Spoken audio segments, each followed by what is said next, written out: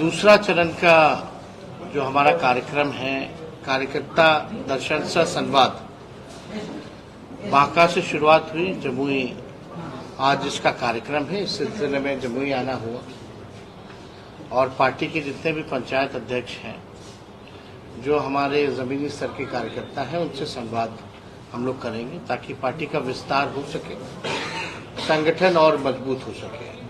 इस सिलसिले में हम लोग आज जमुई आए हैं और आप सब लोग जिस सवाल को पूछ रहे हैं, एक बड़ा मुद्दा है।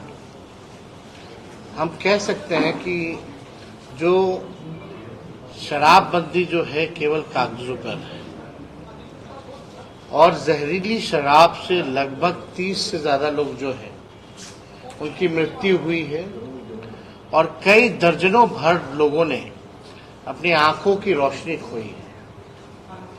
इतनी बड़ी घटना हुई है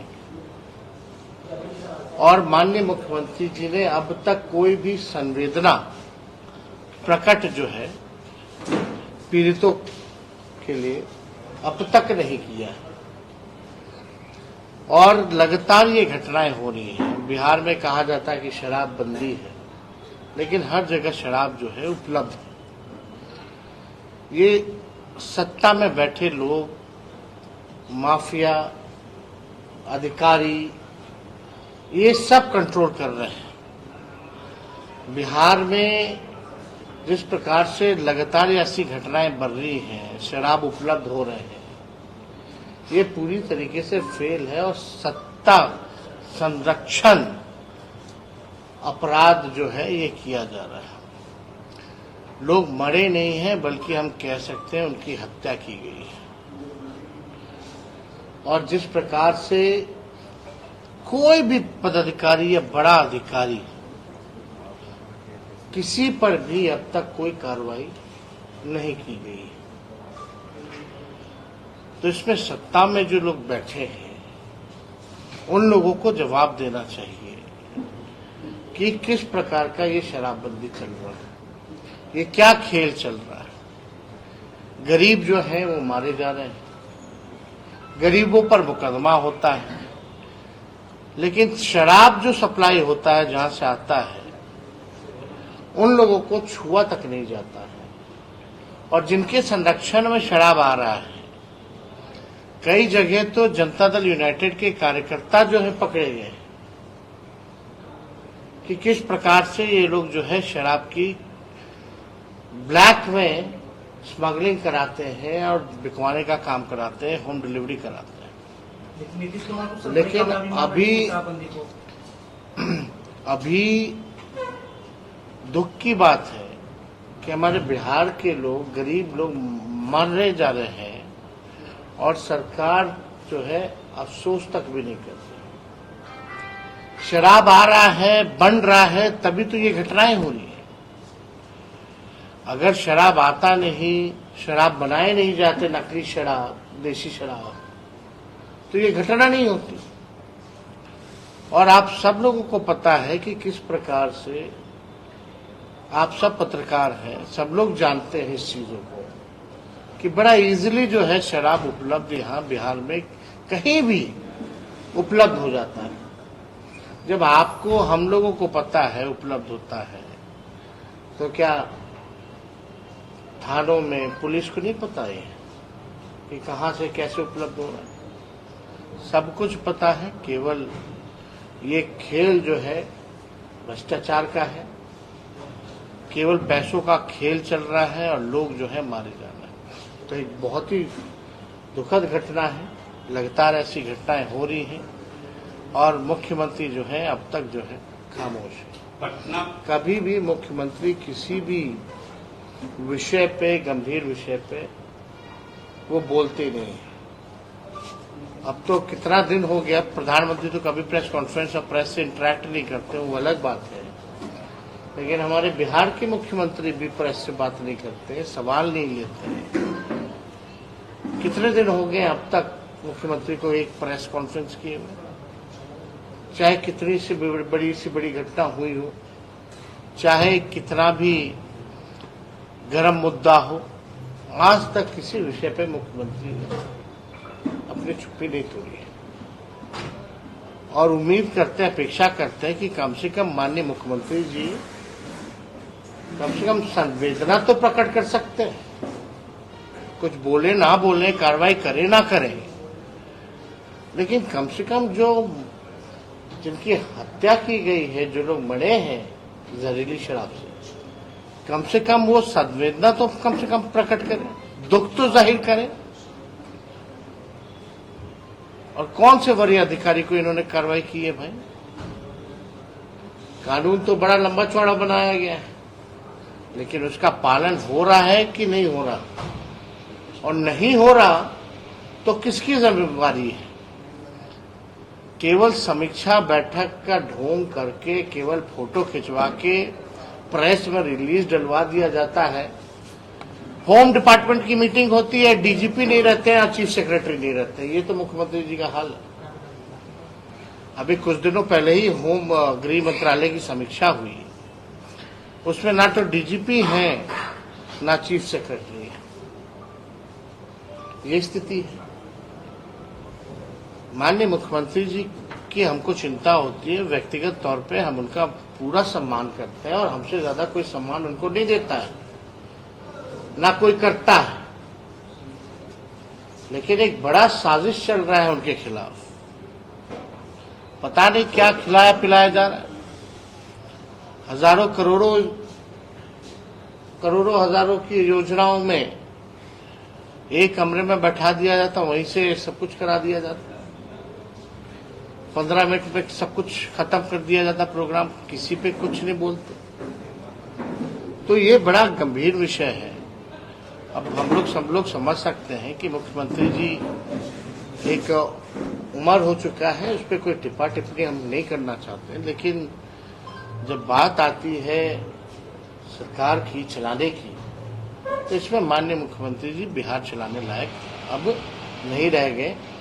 अब उनके हाथ में बिहार सुरक्षित नहीं है। लॉ एंड ऑर्डर की क्या स्थिति है आप लोग सब लोगों ने देखा। घर में घुस के गोली मारा जाता, कितनी हत्याएं हुई हैं, बलात्कार हुई है, अपहरण हो रहा है डेली। एक दिन नहीं है जहां बैंक रॉबरी नहीं होती, इस पे भी कुछ नहीं। तो ये साफ है कि मुख्यमंत्री जी के हाथ में बिहार अब सुरक्षित नहीं है और पूरी तरीके से एनडीए की सरकार जो है, जो इनको 10 महीने हुए हैं सरकार चलाते हुए, डबल इंजन की सरकार, ये पूरी तरीके से फेल हो चुकी है, फ्लॉप हो चुकी है। एक नहीं, दो डिप्टी सीएम है भाजपा के, और दोनों की 10 महीने में एक उपलब्धि कोई बता दे तो मान जाए। कोई उपलब्धि नहीं। दिन भर गाली देना लालू जी को, हमको। अरे हमको गाली देना है दीजिए, उसका हम स्वागत भी करेंगे, लेकिन बिहार के हित के लिए तो कुछ काम कीजिए। क्या काम कर रहे हैं भाई आप लोग? जो हम लोगों ने आरक्षण बढ़ाया, उसको हम लोग बोले शेड्यूल 9 में डाल दो, तो यहां तो कोर्ट जाकर के भाजपा के लोगों ने आरक्षण ही खत्म करा दिया। अब राष्ट्रीय जनता दल लड़ रहा है सुप्रीम कोर्ट में इसको लेकर के। मुख्यमंत्री चुप्पी साधे हुए। जो जाति आधारित गणना के बाद हम लोगों ने आरक्षण की सीमा बढ़ाई 65% और 10% AWS का रखा, यानी टोटल 75%। इस पे भी कुछ चुप्पी एकदम मुख्यमंत्री अब बोल नहीं। इतना बड़ा निर्णय था, घूम घूम करके हम लोग गए, प्रधानमंत्री जी के पास गए, मुख्यमंत्री खुद गए साथ हमारे, कि जाति आधारित गणना करिए। अब क्यों चुप है भाई? आप तो पूरे देश में चाह रहे थे, अब तो आपके पास केंद्र में आप पार्ट है सरकार का, तो आप पूरे देश में क्यों नहीं करा रहे? तो कोई भी विकास का काम जो है बिहार में हो नहीं रहा। केवल जो है आप देखिएगा, बाढ़ जो आया, बाढ़ में भी क्या स्पेशल पैकेज मिला बिहार को। 7-8 में कोसी में जब भयावह बाढ़ आई थी, तो उसमें तत्कालीन प्रधानमंत्री मनमोहन सिंह, सोनिया गांधी जी, लालू जी रेल मंत्री थे, वो लोग आए थे, 1000 करोड़ का पैकेज दिया था केवल बाढ़ पीड़ितों के लिए 2007-8 में। इस बार कितना मिला आप बता दीजिए। किस बात का डबल इंजन का सरकार है? ये लोग केवल सत्ता हासिल करना चाहते हैं, सत्ता में बैठ के मलाई खाना चाहते हैं, लेकिन बिहार के हित के लिए ना गरीबी पे बात करते हैं, ना बेरोजगारी पे बात करते हैं, ना महंगाई पे बात करते हैं, ना पलायन पे बात करते हैं, ना निवेश पे बात करते हैं, ना कारखानों के बारे में बात करते हैं। 17 महीने में हम लोगों ने 5 लाख नौकरियां दी, 3 लाख नौकरियां प्रक्रियाधीन कराई। वो प्रक्रियाधीन नौकरियां जो निकली हैं, अब तक कोई बहाली नहीं हो पाया उस पर 10 महीनों में, अब तक नहीं हो पाया। कई विभाग आप देख लीजिए खोल के, पदे रिक्त हैं। स्वास्थ्य विभाग में हम लोगों ने प्रस्ताव दिया था कैबिनेट में, मुख्यमंत्री जी ने रोका उसको कि थोड़े दिन में करेंगे। पब्लिक हेल्थ कैडर लगभग 1.5 लाख लोगों का उसमें वैकेंसी है, वो अब तक नहीं हो पा रहा। तो ये सरकार केवल जो है अपनी चिंता करती है, जोड़ तोड़ करके सरकार बनाना, डरा धमका करके सरकार बनाना, यही काम रह गया। ना बिहार की चिंता, ना बिहार के लोगों की चिंता। तो अगर और कोई सवाल आप लोगों का होगा। जिलों की बात छोड़ दीजिए, पटना राजधानी में शराब बनाने की फैक्ट्री पकड़ी गई है, बड़ी फैक्ट्री पकड़ी गई है, बहुत बड़ा जखीरा पकड़ा गया, क्या कहेंगे? देखिए, इक्का दुक्का चीज है, पकड़े हैं पूरे बिहार में है कि अब शराब आ कहां से ना, जब तो कुछ तो इन्वेस्टिगेशन होना चाहिए ना कि भाई अगर बॉर्डर पे अगर शराब अंदर घुस रहा है तो वो आ कहां से। तो मेन जो लोग हैं, बड़े बड़े जो मछलियां हैं, उनको क्यों नहीं पकड़ा जा रहा? सवाल तो ये पैदा होता है। और 100 ट्रक एंट्री करा दीजिएगा, एक को पकड़ लीजिएगा, उसमें अपना उपलब्धि मानिएगा। तो सब खेल जो है बिहार के लोग, सब लोग समझ रहे हैं। कांग्रेस ने कहा है कि शराबबंदी कर देना चाहिए बिहार से। देखिए, एक बात समझ लीजिए, ये विषय जो है, इस विषय पे हम इतना जरूर कहना चाहेंगे कि हम सब लोगों की कोशिश रही है, हम सब लोग ये भी चाहते हैं कि नशा मुक्त हो बिहार। शराब बंदी है लेकिन शराब उपलब्ध है, लेकिन और भी नशा की जो चीजें हैं, ड्रग्स वगैरह हैं, वो उसकी भी जो चीजें जो हैं वो बिहार में बढ़ गई हैं, काफी और भी नशा हो रहा है। तो देखिए, हम लोग तो ये चाहते हैं कि नशा मुक्त रहे बिहार, लेकिन इस विषय पे जो है खत्म होनी चाहिए, नहीं होनी चाहिए, इस पे हम अभी कोई टिप्पा टिप्पणी नहीं कर सकते, क्योंकि हम लोगों का एकमात्र लक्ष्य है कि भाई नशा मुक्ति जरूरी है। लेकिन इस चीजों पर जो है बाद में जो है लोगों को और पार्टी मीट करके बहस करना चाहिए कि इसको और कैसे सुचारू बनाए, नशा मुक्ति के साथ साथ क्या होना चाहिए, कैसे होना चाहिए, इस पर चर्चा एक बार करनी चाहिए। गिरिराज सिंह यात्रा पे निकले हैं, पार्टी ने उनसे किनारा कर लिया है उस यात्रा का, लेकिन वो कहें कि हम हिंदू को जोड़ने के लिए निकले हैं, तेजस्वी जो है मुसलमान को जोड़ने के लिए निकले, क्या कहेंगे? आज से उनकी यात्रा शुरू हो गई है बेगूसराय। गिरिराज सिंह जी 10 साल से मंत्री है ना केंद्र में। बिहार के लोग तो ये भी नहीं जानते उनका मंत्रालय कौन सा है। ये हालत है। कोई गिरिराज सिंह जी को कोई मतलब तो है नहीं काम से। 10 साल मंत्री रहे, कुछ उपलब्धि होती तो उसको लेकर के यात्रा करते।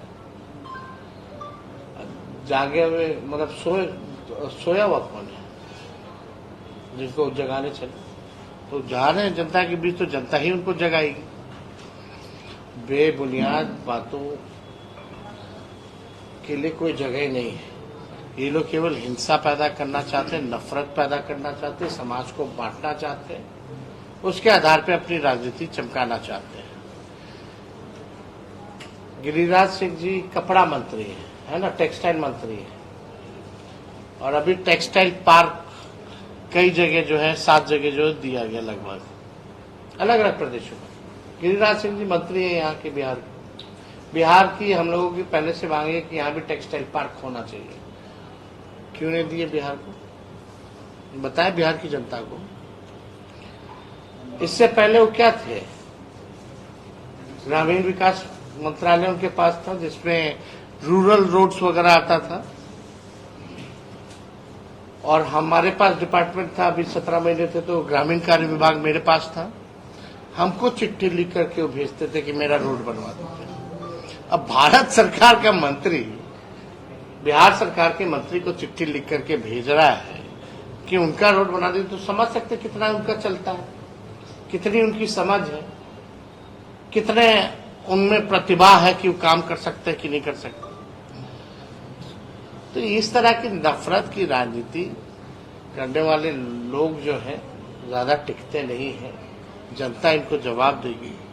और गिरिराज सिंह भूल गए हैं कि आज तक भाजपा बिहार में अपने बलबूते सरकार नहीं बना पाई है। बिहार जो है अमन चाहती है, शांति चाहती है, विकास चाहती है, तरक्की चाहती है। नफरत अहिंसा के लिए बिहार में किसी के लिए जगह नहीं है। ये बात अभी तक उनको नहीं समझ में आया।